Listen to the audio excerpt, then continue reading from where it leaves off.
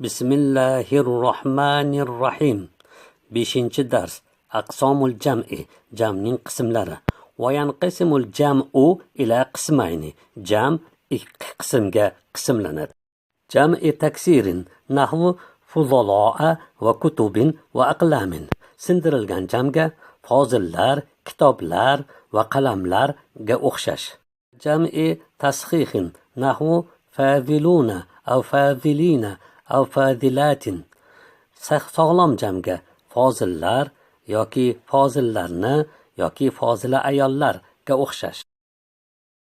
إذا كان لمذكر سمي جمع مذكر سالما وإذا كان لمؤنث سمي جمع مؤنث سالما.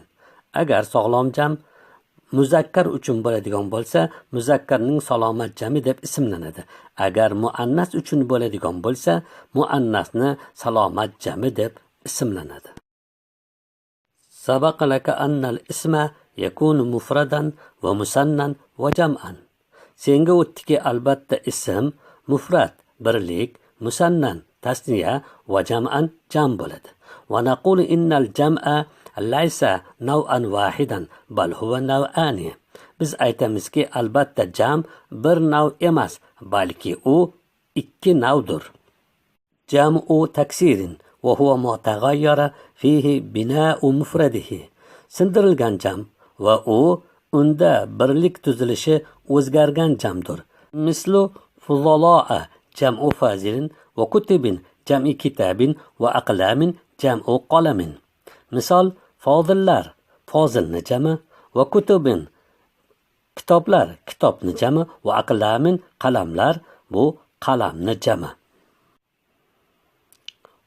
Wa jam'u tasxihin wa huwa ma salima fihi bina'u mufradihi wa huwa qismani. Va sog'lom jamga va u unda birlik tuzilishi salomat qolgan jamdir va u ikki qismdir. Jam'u muzakkarin solimun nahvu foziluna aw fozilina va mushtahiduna aw mushtahidina min kulli ismin zada fi mufradihi wawun aw nunun aw ya'un va nunun.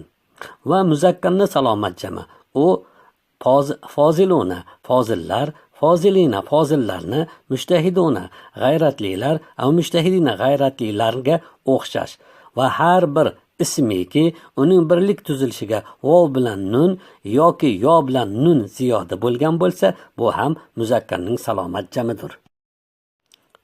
Va jam'u muannasin solimun nahvu fadilatin va mushtahidatin min kulli ismin zada fi mufradihi alifun va ta'un.